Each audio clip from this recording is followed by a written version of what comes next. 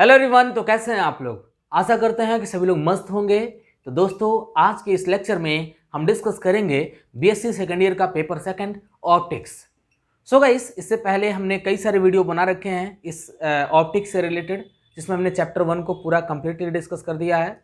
Chapter second को हम यहाँ पर डिस्कस कर रहे हैं। तो देखिएगा, आज के इस लेक्चर में हम डिस्कस करेंगे चैप्टर सेकंड का टॉपिक है image formation in a combination of two thin lenses. ठीक है, तो देर ना करते हुए स्टार्ट करते हैं आज के इस टॉपिक को।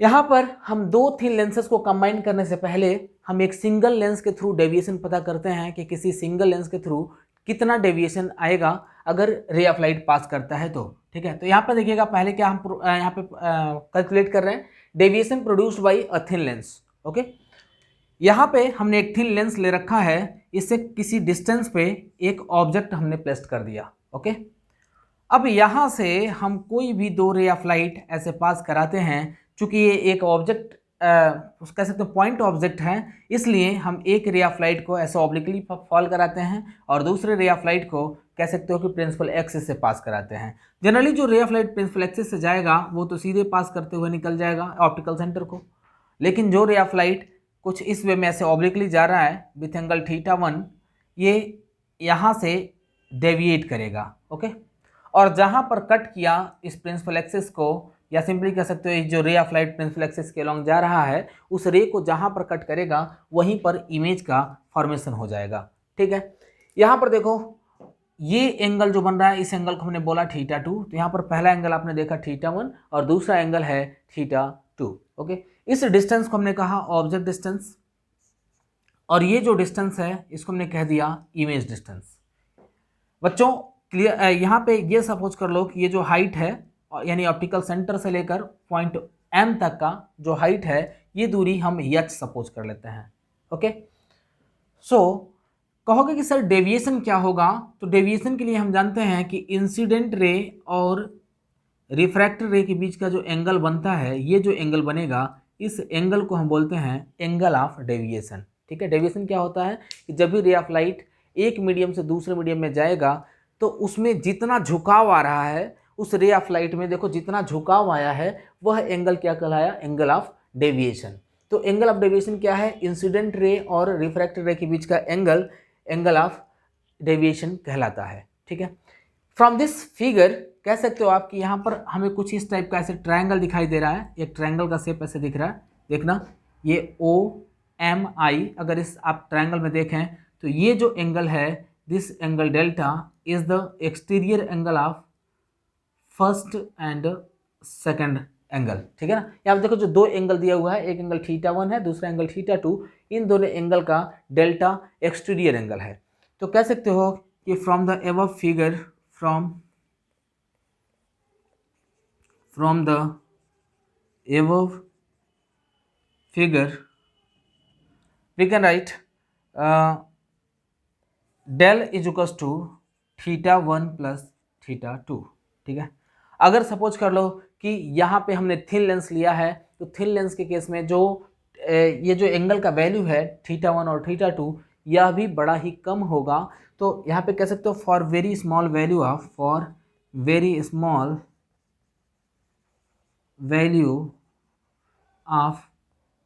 θ1 एंड θ2, हम कह सकते हैं कि θ1 is nearly equal to tan θ1, okay, and θ2 is also nearly equal to tan θ2। ठीक है, ये चीज़ तो क्लियर होगा आपको कि जब भी दो स्मॉलर एंगल होते हैं, या कोई भी स्मॉलर एंगल दिया हुआ है, तो स्मॉलर एंगल को हम ट्रिग्नोमेट्रिक फॉर्म में लिख सकते हैं।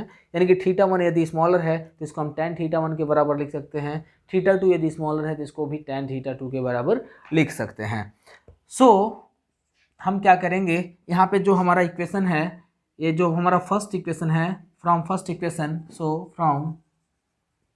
फर्स्ट इक्वेशन, अब देखिएगा, पहले इक्वेशन में क्या करो, इसका वैल्यू पुट कर दो, θ1 के जगह पे tan θ1 लिख दोगे और θ2 के जगह पे tan θ2 लिख दोगे। यहाँ पे देखना जरा, tan θ1 की अगर हम बात करें, tan θ1 बराबर कितना मिल जाएगा आपको? हम जानते हैं tan θ1 बराबर होगा परपेंडिकुलर अपॉन बेस। परपेंडिकुलर कितना है? h, और बेस कितना बच्चों? u। हम देख रहे हैं कि ये इंसिडेंट रे के अपोजिट में है, यानी -u लिया जाएगा, और ये इंसिडेंट रे के सेम डायरेक्शन में तो प्लस v लिया जाएगा, ठीक है। तो tan θ1 बराबर मिल जाएगा h अपॉन माइनस यू, और tan θ2 बराबर ध्यान से देखना क्या मिल जाएगा आपको, h अपॉन v। यहाँ पे जो देखो परपेंडिकुलर अपॉन बेस, और यहाँ पे v जो होगा पॉजिटिव होगा, क्योंकि यहाँ पे इंसिडेंट रे के सेम डायरेक्शन में हम डिस्टेंस को मेजर कर रहे हैं। ओके, तो इन दोनों वैल्यूज को क्या करो, फर्स्ट इक्वेशन पुट करोगे तो मिलेगा आपको delta is equal to h upon u, ये नेगेटिव फॉर्म में होगा, प्लस एच अपॉन वी। इन दोनों में से क्या करो, एच को कॉमन ले लो तो आपको मिल जाएगा delta is equal to, h को हमने बाहर निकाल लिया, 1 upon v minus 1 upon u. और हम जानते हैं कि किसी थिन लेंस के केस में जो फोकल लेंथ का फार्मूला होता है 1 upon f is equal to 1 upon v minus 1 upon u. तो सिंपली कह सकते हो यही फार्मूला हमें यहाँ पर दिखाई दे रहा है। तो हम लिख सकते हैं delta is equal to H in bracket 1 upon F, और इस 1 अपॉन एफ का जब इसमें मल्टीप्लाई करोगे मिल जाएगा एच अपॉन एफ। तो यहाँ से इस फार्मूले से हमें डेविएशन का वैल्यू मिल गया एच अपॉन एफ, ठीक है। तो जल्दी से वीडियो को पॉज करो, इस इक्वेशन को नोट कर लो, फिर हम बढ़ते हैं अपने अगले टॉपिक की ओर। और अगले टॉपिक में हम बताएंगे कि दो थिन लेंस को आपस में कंबाइन करके हम टोटल फोकल लेंथ कैसे फाइंड करते हैं, ठीक है। तो जल्दी से इसे नोट करो, फिर हम बढ़ते हैं अगले टॉपिक की ओर। तब तक मैं इसे इरेज करता हूं।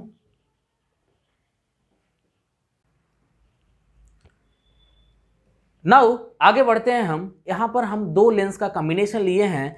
हियर दो लेंसेस हमने ले रखा है, पहला लेंस L1 हमने सपोज किया और दूसरा लेंस है L2, और दोनों ही थिन लेंसेस हैं। दोनों लेंसेस को हम किसी स्मॉल डिस्टेंस d पर सेपरेट किया गया है।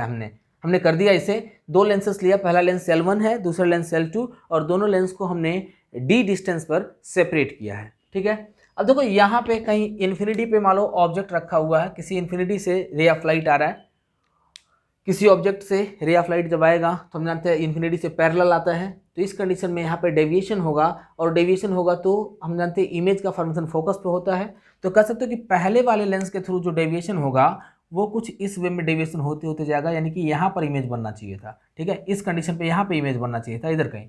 तो कह सकते हो कि पहला जो डेविएशन है उधर F1 की तरफ जाएगा, लेकिन बीच में हमें एक दूसरा लेंस दिख गया। इस दूसरा लेंस को L2 हमने नाम दिया हुआ है, ठीक है। तो दूसरा लेंस इसको और ज़्यादा डेविएट करेगा, या कह सकते हो और ज़्यादा रे ऑफ लाइट को कन्वर्ज करेगा, और जो रे ऑफ लाइट F1 पर जा रहा था वो F2 पर ही आके मीट कर जाएगा, ओके। और यहाँ पर फाइनली इमेज का फॉर्मेशन हो जाएगा। हमने क्या किया, इन दोनों लेंस के बीच का जो डिस्टेंस है, इस डिस्टेंस को हमने स्मॉल d सपोज कर रखा है, और इसके सेकंड प्रिंसिपल पॉइंट से लेकर इसको हमने सेकंड प्रिंसिपल पॉइंट कहा। कहोगे सर सेकंड प्रिंसिपल पॉइंट या प्रिंसिपल पॉइंट हम कैसे फाइंड करते हैं? तो सिंपली ये जो ray of light incident ray जो आ रहा है, इस इंसिडेंट रे को आगे लेकर के जाओ, और जो आपका रिफ्रैक्टेड रे है इस रिफ्रैक्टेड रे को आगे लेकर के जाओ। इंसिडेंट रे और रिफ्रैक्टेड रे दोनों एक दूसरे को जहाँ पर कट करेंगे वहाँ पर हमारा प्रिंसिपल पॉइंट मिलता है, और उससे क्या करो, इस प्रिंसिपल एक्सिस पे एक परपेंडिकुलर लाइन ड्रॉ कर दो, आपको मिल जाएगा सेकंड प्रिंसिपल पॉइंट, ठीक है। तो ये समझ गए होंगे कि सेकंड प्रिंसिपल पॉइंट हमने इसको कैसे कह दिया। इस सेकंड प्रिंसिपल पॉइंट से लेकर के F2 तक का जो दूरी है इसको हमने कंबाइंड फोकल लेंथ मान लिया, या कह सकते हो कैपिटल F हमने सपोज कर लिया है। हियर जरा ध्यान से देखो, पहले कंडीशन में जो डेविएशन हो रहा है, फर्स्ट लेंस का जो डेविएशन है इसको डेल्टा 1 नाम दिया गया है, जो सेकंड लेंस का डेविएशन है इसको डेल्टा 2 कहा गया है, और जो कंबाइंड लेंस का जो डेविएशन है इसको डेल्टा सपोज किया गया है, ठीक है। तो यहाँ पर लिख सकते हो हियर डेल्टा 1 बराबर मिल जाएगा H1 अपॉन F1। कहोगे सर ये फार्मूला कहाँ से आया? अभी जस्ट हमने यहाँ पर डेविएशन का फार्मूला डिराइव किया था, डेविएशन बराबर आया था H अपॉन F। तो यहाँ पर ध्यान से देखो बच्चों, जो हमने हाइट जो ले रखा है फर्स्ट कंडीशन में, तो यहाँ पर जो हाइट है प्रिंसिपल एक्सिस से वो H1 हाइट है, तो हम लिख सकते हैं H1 अपॉन इसका पहले का फोकल लेंथ F1, तो F1 हमने सपोज कर लिया। यहाँ पे डेल्टा 2 का जो वैल्यू होगा वो होगा H2 upon F2, okay. And जो डेल्टा होगा, delta will be equals to H1 upon F। कहोगे सर यहाँ पे भी H1 कहाँ से आया? तो कह सकते हो कि जो फाइनली जो इमेज बन रहा है, यहाँ पे देखिएगा, यहाँ पे जो फाइनल डेविएशन हो रहा है यहाँ का भी हाइट भी H1 ही होगा। यहाँ से P से लेकर के H2 तक का जो दूरी है यह भी कितना होगा? H1 होगा, क्योंकि रे ऑफ लाइट ऐसे पैरेलल वे में ही जा रहे हैं, ठीक है। तो इसलिए लिखा H1 upon combined focal length हमने कैपिटल F सपोज किया, तो कैपिटल F लिख लिया है। अब यहाँ पर लिखोगे क्या? But delta is equal to हम जानते होता है डेल्टा 1 प्लस डेल्टा 2, ठीक है। जो टोटल डेविएशन होगा, total deviation will be equal to the sum of both deviations, ठीक है। दोनों डेविएशन के सम के बराबर होगा। तो यहाँ पे कह सकते हो डेल्टा के जगह पे हम डेल्टा का वैल्यू रखते हैं H1 अपॉन कैपिटल F, बराबर मिल जाएगा हमें H1 upon F1 plus H2 upon F2। एक चीज़ ध्यान से देखो बच्चों कि अगर सारे के सारे H1 के टर्म में होते तो H को हम हटा सकते थे या कह सकते हो कैंसल आउट कर सकते थे। इसलिए हम क्या करेंगे, जो H2 है H2 को H1 के टर्म में हमें फाइंड करना होगा, ठीक है। H2 को H1 के टर्म में देखिए कैसे फाइंड करेंगे। इसको फाइंड करने का तरीका हम बताते हैं आपको। जनरली ये वाला जो हाइट है, इस हाइट को हमने H2 नाम दिया है। ये जो हाइट है, ये हाइट क्या है, H2, और ये पूरा क्या है, H1। यहाँ पे देखो ये है पॉइंट C, ध्यान से देखिएगा, ये पॉइंट C है, और ये जो पॉइंट हमने ले रखा है यह पॉइंट है B, जो कि यहाँ पे लिखा हुआ है, ये है पॉइंट B। तो ये पॉइंट B हो गया, पॉइंट C हो गया। अगर मैं तुमसे पूछूं कि BC की वैल्यू कितनी होगी, तो BC बराबर हो जाएगा H1 माइनस H2। ध्यान से देखिएगा, यहाँ पे BC बराबर क्या मिल जाएगा, H1 माइनस H2। कहोगे सर H1 कैसे, क्योंकि ये पूरा हाइट H1 है, तो H1 में से अगर हम H2 को घटा दें तो क्या मिल जाएगा, हमें BC मिल जाएगा। वही चीज़ यहाँ पर लिखा हुआ है H1 माइनस H2। अच्छा, ये फार्मूला D tan डेल्टा 1 कहाँ से आया, ये ध्यान से देखो। आपको एक ट्रायंगल दिखाई देगा ABC, देखिएगा ऐसे हमारा एक ट्रायंगल बन रहा है। इस ट्रायंगल को इधर बनाता हूँ, ऐसे एक ट्रायंगल बना है, एक राइट एंगल ट्रायंगल है। यहाँ पे एंगल दिया हुआ है डेल्टा 1। देखो ये जो हमारा एंगल है, ये एंगल, जस्ट मिनट, हाँ, ये जो हमारा एंगल दिया हुआ है ये एंगल है डेल्टा 1। यहाँ पर हमने डेल्टा 1 लिख दिया है। ये जो है सेपरेशन इसके बीच का, इसको हमने D सपोज कर लिया, ठीक है। और ये हमारा point B, this is C, और इसको हमने A नाम दिया है। अब यहाँ पर देखो जरा, tan डेल्टा 1 बराबर क्या होगा, परपेंडिकुलर अपॉन बेस होता है ना tan डेल्टा का वैल्यू। तो यहाँ पे लिख सकते हो परपेंडिकुलर कितना, BC, अपॉन बेस कितना है, AC। यानी कि यहाँ से मिलेगा BC is equal to AC। अच्छा देखो बच्चों, AC का वैल्यू कितना है, D है, तो यहाँ पर हो जाएगा D tan डेल्टा 1, ठीक है ना। तो BC का वैल्यू हम चाहें तो लिख सकते हैं D tan डेल्टा 1, ठीक है। अब देखो यहाँ से तुम H2 फाइंड कर लोगे। यहाँ से देखो H2 कैसे फाइंड करोगे, हियर। तो एक मिनट, इसे थोड़ा सा मैं मिटाता हूँ।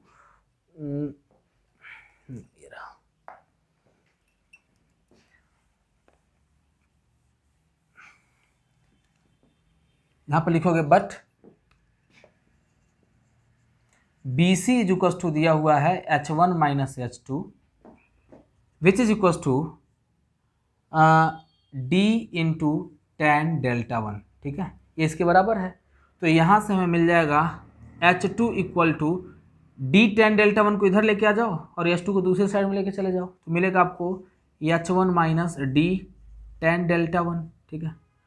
अच्छा, अभी जस्ट हमने एक बात किया है कि अगर डेल्टा 1 बहुत स्मॉल होगा या कोई भी एंगल बहुत स्मॉल होता है तो नियरली इक्वल होता है tan डेल्टा 1 के, ठीक है। या जो एंगल दिया अगर थीटा है, अगर ये बहुत स्मॉल है तो नियरली इक्वल होगा tan थीटा 1 के, सॉरी थीटा 1 है तो थीटा 1 के, tan थीटा 1 के बराबर होगा।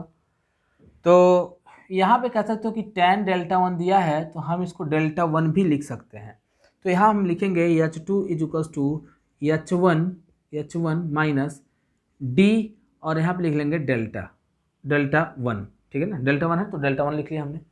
अब सोचो कि डेल्टा 1 की वैल्यू कितनी है, H1 अपॉन F1। तो यहाँ पे लिख सकते हो क्या, H1 minus D H1 upon F1 H1 upon F1। देखो इस फार्मूले से डेल्टा 1 का वैल्यू हमने वहाँ पर रख दिया है, और हमें मिल जाएगा H2 is equal to H1 को हमने बाहर निकाल लिया 1 माइनस D अपॉन F1, ये हमें फार्मूला मिल गया। अब हम क्या करेंगे, जो हमारा फर्स्ट इक्वेशन है, इस फर्स्ट इक्वेशन में H2 के जगह पे H2 का वैल्यू रख देंगे, तो हम देख रहे हैं कि H1 पूरे के पूरे H1 कैंसिल आउट हो जाएंगे, ठीक है। तो अनपुटिंग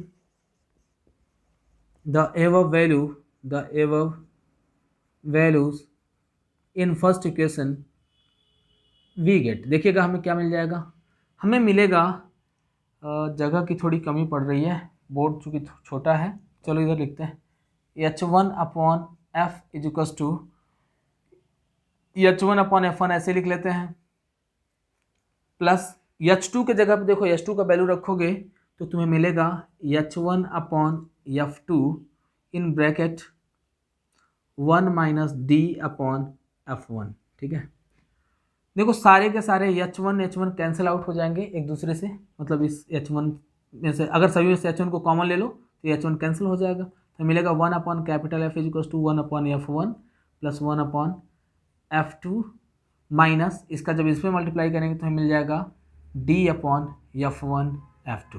ठीक है, ये फार्मूला मिल गया हमें कंबाइंड फोकल लेंथ के रेसिप्रोकल का। अब इसके हेल्प से यदि हम चाहें तो फोकल लेंथ की भी वैल्यू निकाल सकते हैं। तो देखिएगा 1 upon F is equal to मिल जाएगा, इसमें एलसीएम लोगे तो F1 F2 मिल जाएगा, एलसीएम इन तीनों का, और F1 यानी कि यहाँ पे F2 हो गया, F2 plus F1 minus D। ठीक है, तो F इज इक्वल टू मिल जाएगा F1 F2 upon F1 plus F2 minus D। ठीक है, ये हमें मिल गया कंबाइंड फोकल लेंथ। और इस पूरे टर्म को हम डेल्टा से रिप्रेजेंट करते हैं, तो यहाँ पर लिख सकते हो F is equal to F1 F2 upon delta. ठीक है, इस पूरे टर्म को हम डेल्टा से रिप्रेजेंट करते हैं, इसलिए हम इसको इस फॉर्म में भी लिख सकते हैं। अब मैं बताता हूँ तुम्हें कार्डिनल पॉइंट क्या होते हैं। कार्डिनल पॉइंट तो हमने बता रखा है ऑलरेडी आपको कि कार्डिनल पॉइंट क्या होते हैं। तो यहाँ पे हम प्रिंसिपल पॉइंट फाइंड करेंगे कि डिस्टेंस ऑफ प्रिंसिपल पॉइंट कितना है। दो प्रिंसिपल पॉइंट होंगे तो हम दोनों प्रिंसिपल पॉइंट का डिस्टेंस फाइंड करेंगे। दो फोकल पॉइंट होंगे तो दोनों फोकल पॉइंट का डिस्टेंस फाइंड करेंगे कि कितना आएगा। तो आइए देखते हैं कि लेंस से फोकल पॉइंट का दूरी या फिर प्रिंसिपल पॉइंट की दूरी कितना होगा। यहाँ पर हम इसको डिस्कस करते हैं।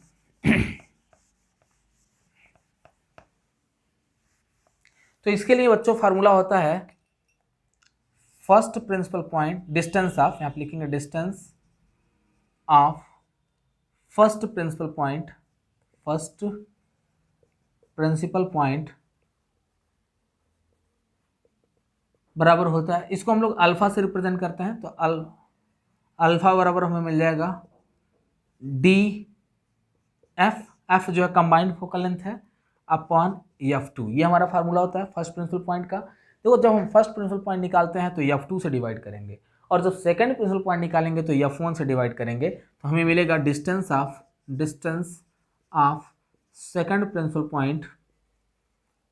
प्रिंसिपल पॉइंट बराबर मिलेगा, या इसको हम लोग बीटा से रिप्रेजेंट करते हैं, क्योंकि बीटा जो है अपोजिट साइड में होता है, लेंस के अपोजिट साइड में होता है, इसलिए बीटा के वैल्यू को नेगेटिव लिया जाता है।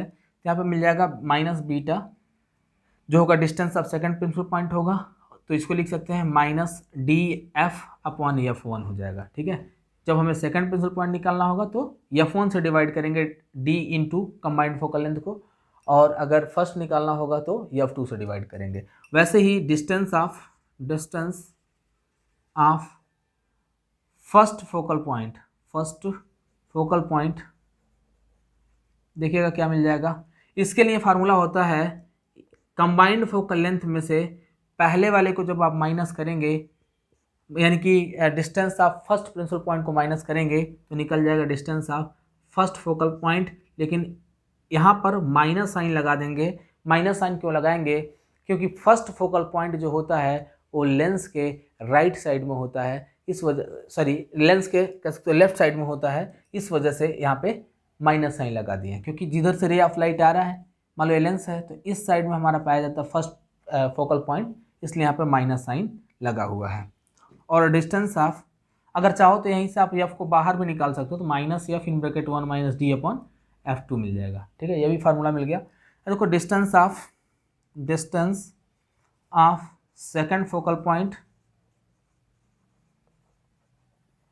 बराबर मिल जाएगा F माइनस दिस वैल्यू, तो D capital F upon F1, इसके मैग्नीट्यूड को माइनस कर देंगे F में से, हमें मिल जाएगा distance of second focal point. ठीक है, तो साथ साथ यकीन होगा कि आप लोग नोट बना रहे होंगे। अगर नहीं भी बनाए हैं तो मैं हट गया हूँ कुछ पल के लिए, आप वीडियो को पॉज करके इसे नोट कर लें या फिर स्क्रीनशॉट ले लें। वैसे फिजिक्स पढ़ने का सही तरीका है कि आप कॉपी पेन उठाएं और जैसे जैसे पढ़ते जा रहे हो वैसे वैसे अपना नोट्स भी प्रिपेयर करते जाओ, तो आपको बड़ा क्लियरली समझ में आएगा और एक एक टॉपिक क्लियर भी हो जाता है। ठीक है, तो इसी के साथ आज के इस लेक्चर को यहीं पर समाप्त करते हैं। मिलेंगे आपसे अगली वीडियो में, और अगला वीडियो जो होगा वो बड़ा ही इंपॉर्टेंट होने वाला है, क्योंकि उसमें हम थिक लेंस के फोकल लेंथ को फाइंड करेंगे। तो अगर आप हमारे चैनल को सब्सक्राइब नहीं किए हैं तो जल्दी से इस चैनल को सब्सक्राइब कर लें, ताकि जैसे ही मैं अगली वीडियो को अपलोड करता हूँ आपको उसका लिंक मिल जाए। तो तब तक के लिए विदा लेंगे, मिलते हैं आपसे अगले वीडियो में, और तब तक इस वीडियो को लाइक कर दो, अपने दोस्तों को शेयर कर दो। जय हिंद दोस्तों।